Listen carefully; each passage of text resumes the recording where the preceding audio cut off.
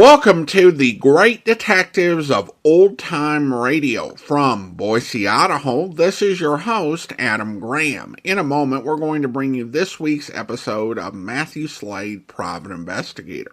I want to encourage you, if you're enjoying the podcast, to please follow us using your favorite podcast software. I also want to encourage you to check out our other podcast, and today I am highlighting our detective video theater, the video companion to this podcast with public domain television shows and movies being released on a twice-a-month schedule. And you can find this on our YouTube channel, in the Apple Podcast Store, and now on Spotify. Search for Detective Video Theater on Spotify. But now, from September 27th, 1964, here is The Sweet Scent of Mystery.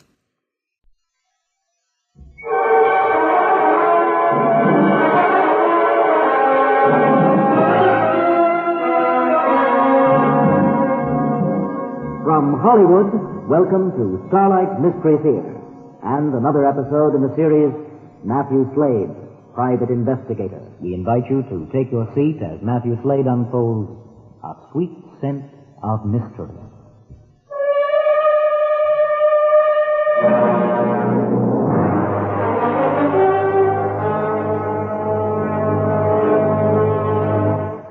In my job, the hours are odd.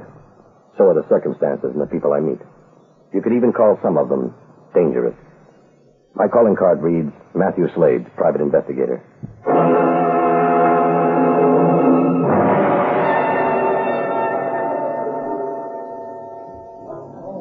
This case began at a small social gathering I attended at the home of a prominent lawyer. I just completed some legal dog tracking for him, and we were celebrating his success in court. I was about to seek temporary refuge on the terrace from the noisy, smoke-filled room when I was suddenly enveloped by the sweet scent of a heavy perfume. I turned, was confronted by an attractive woman. She was a good deal older than she appeared. Her slender figure was enhanced by a simple black dress. She possessed delicate features, large blue eyes, her face framed in a halo of soft blonde hair. She looked at me in frank amusement at my quick appraisal. I hope you're not planning to desert our cozy little group, Mr. Slade. I've been trying to get over to meet you all evening, and now you're running out. Is that fair? Just stepping out for some fresh air. It is rather stuffy in here. Mind if I join you? I'd be delighted. After you? Thank you. Cigarette. Thank you. You have a distinct advantage over me. Oh? Well, you know who I am, but Forgive me. My name is Grace Burroughs. My pleasure, Mrs. Burroughs. Are you married? Well, I was born and raised a bachelor. I thought so. I'm beginning to think only the weaklings fall prey to that unhappy misfortune called matrimony. The weak ones do it only because they think they need someone to lean on. I married one. Fortunately, I found my way clear to correcting that mistake. However, my daughter Laurie made the same mistake. And now? Now it's cost her life. I don't quite understand. My daughter Laurie Thompson was killed when our house burned in Belvedere almost a month ago. I remember reading about that in the papers. That's an unfortunate accident. It was no accident, Mr. Slade. My daughter was murdered. Well, I can understand your grief, Mrs. Burroughs, but I know what you're thinking, but you're wrong. I have proof. Oh, would you care to tell me about it? Yes. The police said if the screen hadn't been properly closed and that a spark set the carpet ablaze. But that's not it at all. Oh, go on. Since childhood, Laurie's been deathly afraid of fire. The fireplace would not have been in use at all unless someone had been with her. And there was no evidence of anyone else being there? None at all. Well, what about her husband? Bob? He didn't turn up until the next morning. It seems he spent the greater part of the evening at a bar called the Drift Inn. He was drunk as usual. At least he had sense enough not to drive. He slept it off in the car in the parking lot. The bartender verified his story. Well, did you tell the police about this fear your daughter had? Yes. Oh, they made a feeble attempt at an investigation. And that's why when I saw you were here tonight, I decided to ask you for your help. Well, I don't know that I'd be able to find much more than the police, Mrs. Burroughs, especially at this late date. Have you thought of the possibility of suicide? Definitely not. Laurie was strong-willed. No matter how difficult the situation may have been, she would never have taken the easy way out. Was there a difficult situation? Oh, yes, I'm afraid there was. I see. Tell me about it. My son-in-law was nothing before he married Laurie. First, Bob resisted the idea of living off Laurie's income. But when his efforts to find a job failed, he slowly succumbed to the inevitable and turned to drinking for his solace. When Laurie reached the age of 30, less than a year ago that was, she received a sizable inheritance in addition to a monthly allowance from the trust. Bob wanted to use it to start his own business. Oh, some foolish idea of selling foreign sport cars. I was against it. As I had anticipated, within 6 months the business folded. He wanted more money to try again, but Laurie wouldn't give it to him. He even threatened to leave her because of it. That was 2 months ago. He's been drunk ever since. Where is he living now? Oh, in some rented apartment at the Shoreline Motel, I think it's called, on Highway 101. I understand he spends most of his time at the Drift-In Bar. Could anyone else have paid Laurie a visit that evening? My daughter was not in the habit of keeping company with other men. I understand some women still consider other women as friends. I'm very sorry. It's just that... Well, never mind. Laurie had many friends. None of them were as close to her as her sister Patricia. Pat was with me that evening. There doesn't appear much for me to go on. Will you try and find the truth for me? All right. I'll start tomorrow. Now, I'd better take you inside before you catch cold. Then I'll find our host and say good night. I think I'll stay out here just a while longer. All right. Good night and thank you. I'll be in touch, Mrs. Burroughs. On the way home, I went over in my mind a few facts Mrs. Burroughs had given me. Few indeed. I suspected there was a lot more to this than she wished me to believe. Since she seemed so convinced her daughter was murdered, I was sure she had a prime suspect in mind. But she wasn't about to tell, not yet anyway. I wondered why she had so quickly come to the defense of her daughter's morals. Certainly the police had asked her the same questions. Evidently, she'd had time to think about them. And maybe, just maybe, she had a few answers she didn't like. I was determined to find out what they were. And the most likely source would be Bob Thompson. The next morning, I had Jonesy wade through the society columns of back issues at the newspaper morgue. I went over the fire report at police headquarters. It stated no more than I had expected. A neighbor reported the fire. By the time the department got there was little they could do. A routine investigation was made. A few tangible remains were found identifying the woman's body. A silver locket, brass buckles from a pair of slippers, and a diamond wedding ring. I phoned Jonesy at the office, found that her investigation had been almost as fruitless as mine. Laurie Thompson was at the top of the social register. She was active in numerous charity organizations, and because of her beauty, a favorite subject of the society photographers. The stories were all along those lines. No gossip, no scandal. She was typically top drawer. I drove out to the Shoreline Motel. Thompson wasn't there. Hadn't been since the previous night. My next stop, the Drift Inn. I entered the dimly lit barroom. There were several customers, but I was able to pick out Bob Thompson at first glance. He sat hulked over the bar. Bob Thompson? Who are you? Are you Bob Thompson? Last time I looked, yeah. Is there somewhere we can talk? Talk about what? Your wife? I haven't got a wife. This has been my wife. Keeps me happy, gives me courage, and it's always there when I need it. You may be right, but nonetheless, I want to talk about your wife, Laurie, not about the whiskey. Who are you? Matthew Slade, private investigator. Private eye. I thought you people only existed in pulp books. Oh, no, some of us are for real. I want to make a few inquiries concerning your wife's accident. Laurie's accident? What for? She's dead. She's gone. How what difference does it make now? Well, the difference between an accident, suicide, or murder. What are you talking about? Oh, now I get it. Grace, you've been talking to her mother. I suppose she told you I killed Laurie. No, she didn't. She will. She told me right to my face. You killed her. She said, I'll make you pay. I expect she's figured out a way to blame you, Will. I mean, it doesn't matter. Laurie's gone. There's nothing left for me anyway. Yeah, well, all I want to know is where you were the night of Laurie's death. I was here. I'm always here. Once in her life she needed me and I wasn't there to help. But I loved her, Slade. Can you believe that? She was perfect. No matter how rotten I got, she continued to love me. And maybe she just gotten mad at me once or blown up at me. I might have had the guts to get out and do something about it, make something of myself. And, you know, she never cheated on me. She wouldn't even let me serve as a good excuse for that. You started a business a couple months ago, didn't you? Yeah, it was Laurie's money. I couldn't even do that without it. I was doing pretty good, too. The night of the fire. I spent the day on the beach. I went home for dinner, and I came here. And that's it. I always end up here. Did you have an argument? We never argue. Nothing to argue about. She was too perfect. I was too weak. Was she expecting anyone that night? Not that I know of. She would have told me. Did she seem worried or preoccupied with anything? Laurie never worried about it. I don't know what you're getting at, Slade. Maybe you'd better explain it. Yeah, well, I'm not quite sure myself. When you left her that night, did Laurie have a fire going? I don't remember, but I doubt it. She didn't like to have a fire unless I was there to attend to it. Slade? Yeah? No matter what Grace has up her sleeve, you can't accuse me of killing Laurie. You see, I got the best alibi in the world. Oh, yeah? What's that? I'm too much of a coward. At least I'd learned something this morning. Grace Burroughs did have a suspect in mind. I was convinced she was wrong. Thompson was no murderer.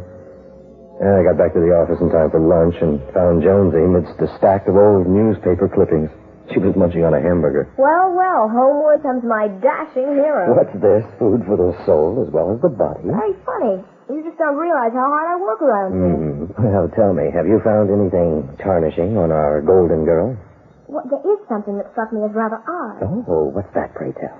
Well, if you were a society belle like Lorraine Thompson and you went to lots of balls and gala affairs, would you like having your little sister tagging along all the time? And if you were the little sister, wouldn't you feel like a fifth wheel? Well, yes, I suppose so. Now, what are you getting at? If you were that little sister, wouldn't you try to get your own dates and make it a foursome? All right. I'll play your little game. Now, what's the next clue? It's just that in all these reports and pictures, Mr. and Mrs. Thompson are accompanied by Lorraine's younger sister, Patricia. Matt, it's odd that a girl like Patricia Burroughs doesn't have at least one young man interested in her. Yet in all these pictures, she's alone. There's got to be some reason, and my guess is she's quite happy just being a tag-along. Because she's in love with Thompson. Oh, Jonesy. But look, Matt, just look. In every one of these pictures, Patricia is looking at Bob like a lovesick cat. Oh, now, come on, sweetheart. You're an incurable romantic. No, just a lot wiser about the ways of women than you seem to be. And I'd be willing to bet 1 week's pay that I'm right. All right, Jonesy. I promise to keep that in mind when I talk to her. Where are you going? Well, to see Patricia Burroughs.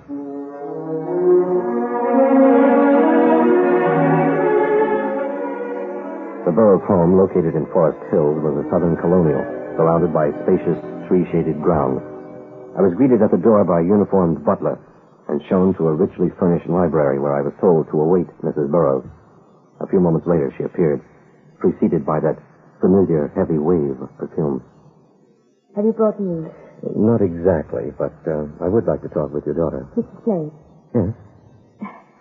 Maybe I'm just getting cold feet, but everyone seems to think I make a big thing of this, possibly with the point of making a complete fool of myself. Just who is everyone? Well, William, for one. He seems to think that... William? Excuse me, who's William? William Jennings. He's been a family friend for years. I value his advice. He advises that you discontinue the investigation? Yes. He feels that even if Laurie was murdered, there's nothing we can do about it now. The police are satisfied it was an accident, and there'd be such unfavorable publicity. Well, Mrs. Burroughs, at the moment, I can't be positive that your daughter was murdered. I don't even have a good suspect. But I'm curious enough now to continue the investigation, to find out the truth. You were right, Mr. Slade. I too want to know the truth, no matter what you may find. Anything will be better than not knowing, never being sure. Well, I can assure you that everything will be done quietly. And now, if I may, talk with Patricia. Of course. I'll have Malcolm show you the way to the pool. Patricia Burroughs was sunning herself beside an Olympic-sized pool.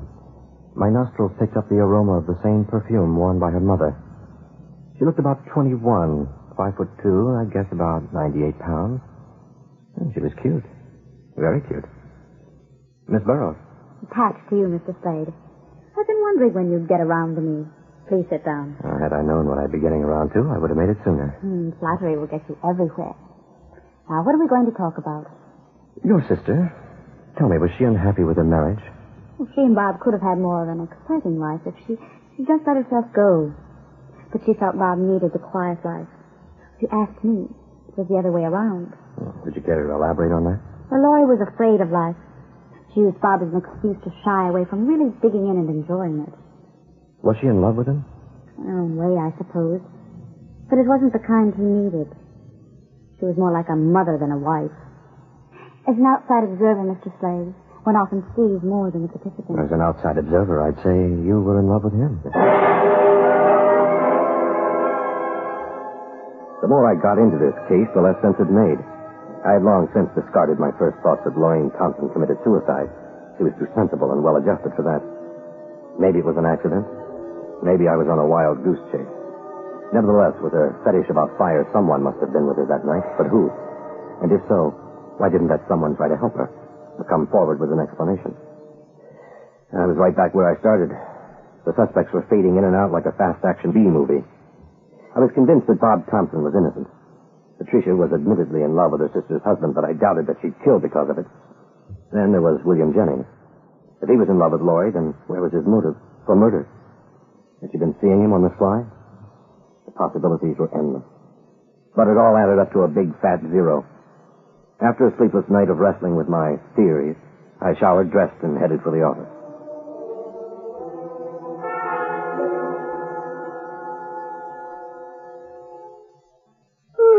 Good morning, boss. Well, good morning, Sleeping Beauty. I'm putting in for overtime. Oh. I spent all afternoon and half the night checking on William Jennings. Well, you just didn't have to go to all that trouble, sweetheart. I thought you might like to have it first thing. Here's what I found. It's all typed out. Well, thanks.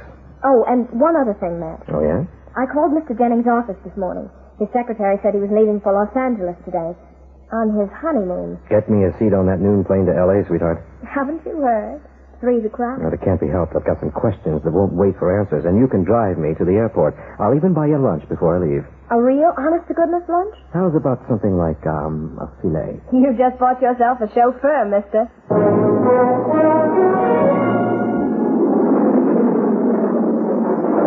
Airlines, Flight 12, departing for Seattle, Gate 9. West Coast Airlines, Flight 417, departing for Los Angeles, Gate 7. Final call, all aboard, please. A quick check with the airline gave me Jennings Hotel, the Sunset Palms, a typical Hollywood facade surrounded by a few palm trees and concrete landscaping. I entered the glass-enclosed lobby, went to the desk, slipped a blank sheet of paper into an envelope, addressed it to Jennings, and watched the clerk place it in box 303. I made my way around the crowded poolside to the elevator, and minutes later, located Jennings' room on the 3rd floor. Who is it? Mathew Slade. I'd like to talk to you.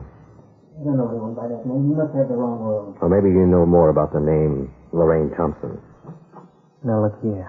I don't know who you are or what business you have concerning Lorraine, but I happen to be on my honeymoon. I'm well aware of the fact that you not only know who I am, but that I'm working for Grace Burroughs to investigate her daughter's death. Let's talk about it. Come in. My wife knows nothing of my acquaintance with Lorraine.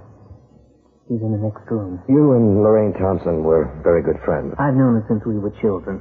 Were you in love with her? I suppose our relationship could have been misconstrued by some people. When did you see her last? The night of the death. She called me. Anyway, she wanted my advice. So you went over, right? I arrived about an hour after her call, about 9:30, but she wasn't there. I waited around for a while, then I went home. Were you curious as to where she might have gone? I'd suppose she'd gone for another one of her therapy drives. That was her pet name for it. Whenever she had a problem, she'd get in her car and just drive. Yesterday, Grace Burroughs told me that you had advised her against continuing the investigation. Why? I thought the publicity would do her a great deal of damage. Are you sure you weren't trying to hide something? Now, look here. I've been more than generous in humoring you and your insinuations. I told you all I know. And if you don't mind, I'd appreciate you leaving. I could turn you into the police for withholding evidence, but I guess I'm just a romanticist at heart. You know, your honeymoon and all that. Besides, I think you've forgotten a few things. And you may want to tell me them later. Adios. The heavy wave of perfume so familiar to Mrs. Burroughs and to her daughter Pat was much in evidence in room 303 of the Sunset Palms. I was about to calculate my next move when...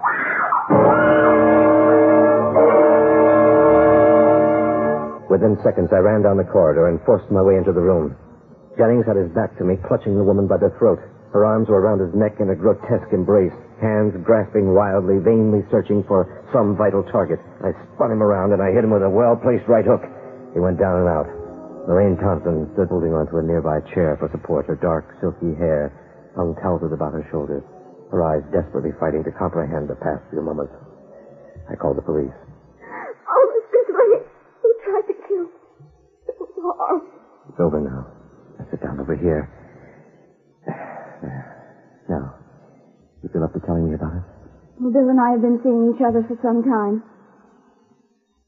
I finally realized that I didn't love my husband. I pitied him. Tried to mother him. I could see it was only making him weaker, more dependent, but I couldn't just leave him.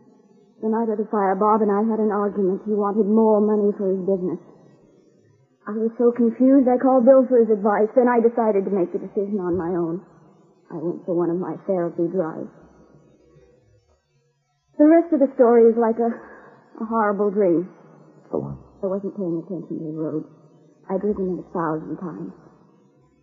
Suddenly there was a woman crossing the road. I was going too fast. I couldn't stop. I tried to swerve. The woman just stood there. The car went out of control, and I hit her. When I finally managed to stop the car, I went back. She seemed to be alive, so I put her in the back seat of the car and drove home where Bill was waiting for me. He helped me get the woman into the house, and I was about to call the doctor when Bill said she was dead. I panicked. He said it was our chance to get away together and for me to get out of a murder charge. Bill put my ring on the woman's finger and a few other things for identification, then started the fire. He drove me to the airport, and I flew down here. I realized what a terrible thing I had done, but Bill boasted my courage. Then he wanted to draw my savings out of the bank and fly to Mexico. Yesterday I decided to give the money to Bob. I thought it might be of some consolation to him. He'd be better off without me anyway. When I told Bill what I planned to do, he became furious. Then you showed up. Bill got frightened, wanted to leave for Mexico today. I told him I couldn't go on. It would be best if we gave ourselves up. He suddenly became enraged. He said I could stay, but he wanted the money. He tried to kill me. What will happen to us, Mr. Slade? Well, you'll have to go back and face charges for the accident. And if what you told me is true, Bill Jennings will be charged with conspiracy. Possible murder. Oh, no. Well, the chances are the woman wasn't dead. In which case, technically he or both of you killed her. I never would have guessed it, Matt. I had all my money riding on dear little sister. Well, you can't be right all the time. Besides, you were the one who put me onto the scent with your hunch about Patricia. It was she who gave me the first clue. Oh, that reminds me. I picked up a little consolation prize for you. Here. Oh. Open it. Go ahead. Perfume. Thank you. Wear it around the office. I kind of got used to it on this case. Oh, Matt.